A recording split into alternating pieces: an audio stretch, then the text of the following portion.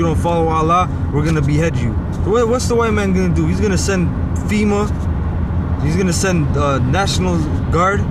He's gonna take over their ass. So when you come in another person's land and then you set up your own little jurisdiction and law and you try them, that's madness, man. You know, that's wickedness. You know? Oh yeah, there's more in the next page. So, should be. Yeah. Alright. Such religious terrorism was no less active in the land seized by England, France, or the Dutch to the north of Spanish America. For example, after the arrival of the first Jesuits in New France, which is now Quebec, in 1611, that declared open warfare on the Indian nations allied with the rival English, and even any neutral Indian nation, like the Algonquins, as a major actor and investor in the fur trade. The Jesuits stood to profit by eliminating Indian nations that diverted furs into English hands. And so, by 1640, the Jesuits had agreed to a plan with Governor Montgomery of New France to hunt down and exterminate all non-Christian Algonquins. Yeah, so they had the Jesuits, which whenever you read about the Jesuits, all they proclaim is holiness and righteousness, man. Those are just agents, man. Those are devils. When they went, there's a movie called Black Robe. If you watch it, that's what the Gadda's call them, the Black Robe, because they were in all black robes, and they went around, and what they did, they preached their bullshit basically. But what they really did, they trafficked guns. That's how the Gadda's got guns, the gunpowder, rum.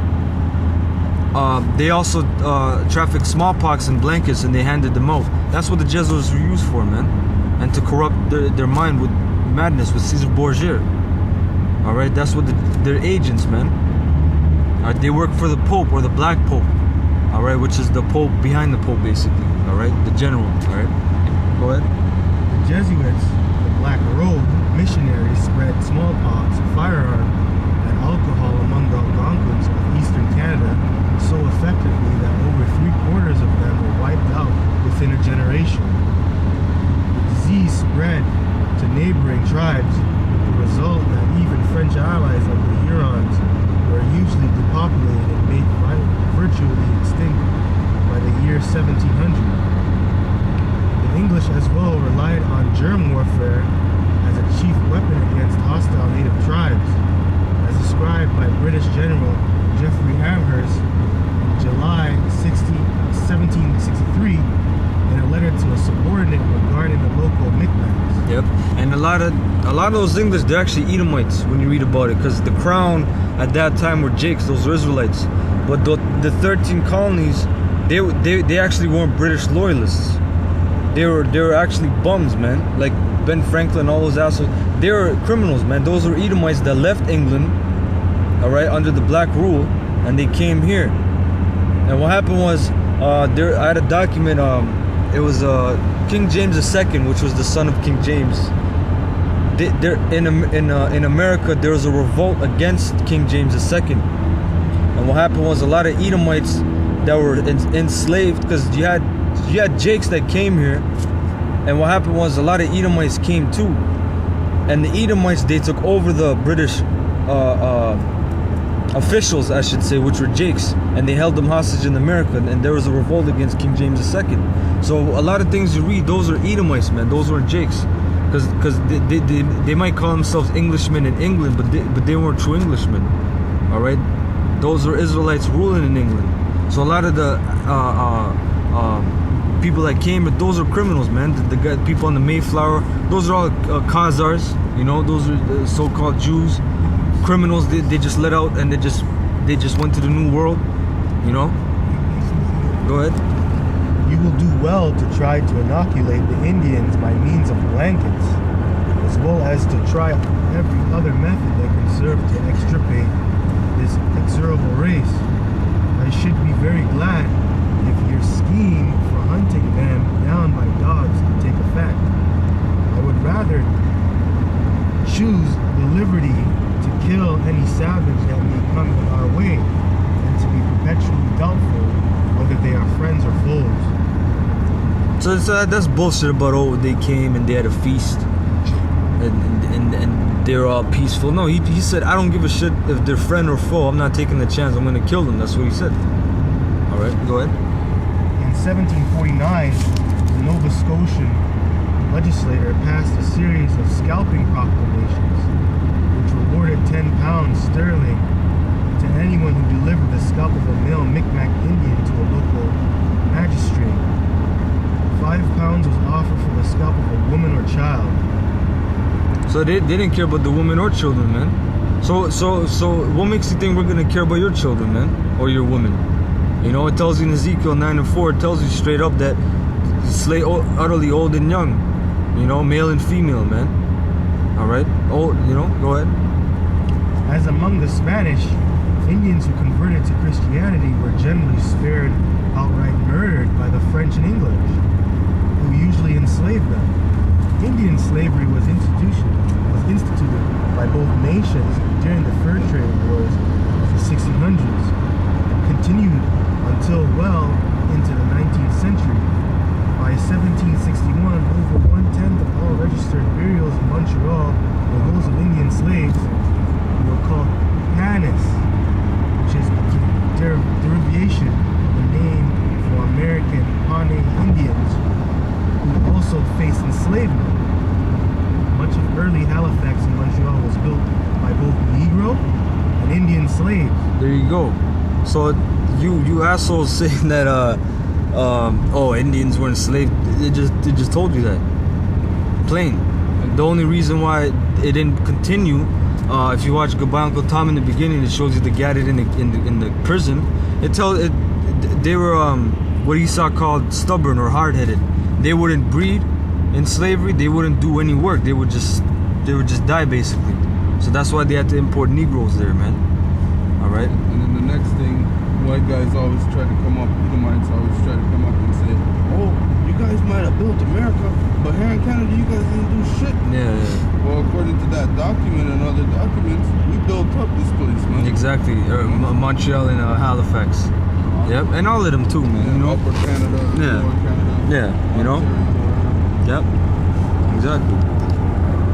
Go ahead. Although the colonial authorities preferred the latter because of their cheap availability. And then also, since you mentioned that, you had I remember one guy, he came up, he said, because he looked at the sign, he said, oh, the natives, they're fighting the blacks about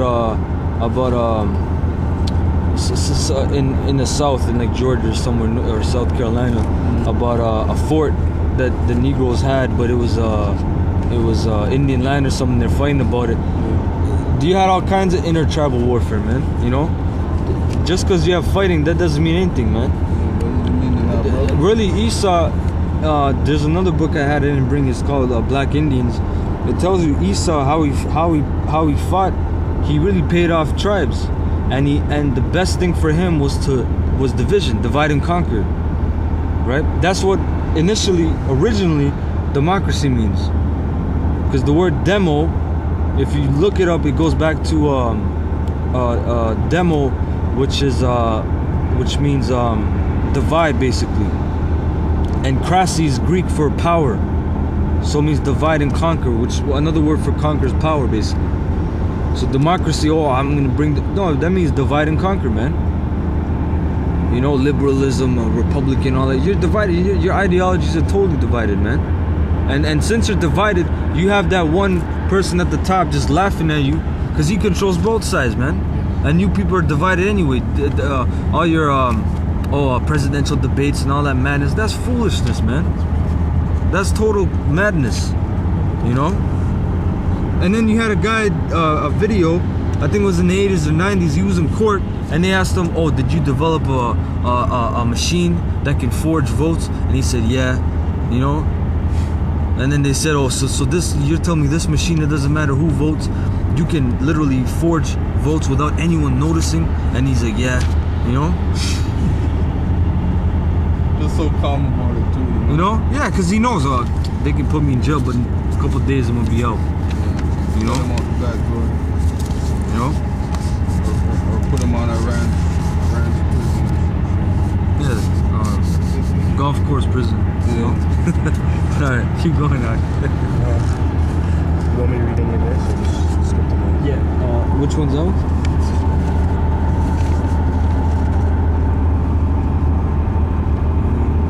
Yeah, please read that. You want me to just start from the top or just read from the brackets? Yeah, just read brackets. Okay.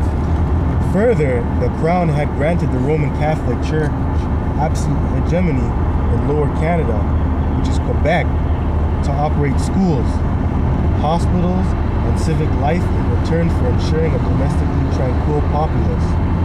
This power allowed the Catholic Jesuit order to establish the first boarding schools among Indian nations. During the 1820s, a practice soon copied by the Anglican Church in Upper Canada, which is known as Ontario, where the first Indian boarding school, the Mohawk Institute, was established in Brantford in 1832. Yep. So the first residential school was established in Ontario in Brantford, and we're actually going by there around that area. All right, because the brother has some documents on the guy, the Jake Brantford Chief Joseph Brantford, right? Or Brant. It was named after him, and he was basically a Mason, but that's going to be later on the show. All right, so we're just going into the whole breakdown of, you guys think Canada's such a nice place, and it's made out of lollipops and cotton candy. You think it's a dream, it's a Willy Wonka wonder world. Canada's better at hiding things. America, everything is out, everything's exposed. Federal Reserve, your amendments, all the constitutional crap, everything's exposed. In Canada, they first of all, there's less people, obviously. Second of all, people are more scared here, man. But you know what? The Most High, he set up men, and we're gonna expose this, man. And then it tells you he set up men that shall never hold their peace, in the book of Isaiah. All right, so we're never gonna hold our peace, man. We're gonna expose this devil, man. All right, so go ahead. Within the decade following Confederation, Canada created the legal and police systems to contain native populations as a part of their long-term extermination. The Royal Northwest Mounted Police, forerunner to which is really called the RCMP, in 1873, and the Indian Act in 1876. Both of these institutions were designed to force Indians off their lands onto reservations, and eventually into residential schools to clear the path westward for the expanding Canadian Pacific Railway, created in 1881 to solidify Canada east to west through massive immigration and settlement. Indians on reserves cannot own their own land, elect free and independent governments, conduct their own business affairs, or even provide adequately for their children. So what is that called? That's called slavery, man. That's called captivity. If you're on your own land and you can't own your own land and you can't conduct your own business, that's called slavery, man. So you people saying, we're all free. This is free. The word freedom means dominion of the free. Dominion means rulership. Are you ruling anything? And then for since that word dominion of free, someone is ruling who is free, dominion, and then someone is obviously being subjugated. All right, go ahead. The act even denies Indians the right to refuse hospitalization or medical treatment or move about freely. Yeah, so meaning what they did in the hospitals, they experimented on them. They had the tests, as we read before, with the SS and Nazis. All right, go ahead.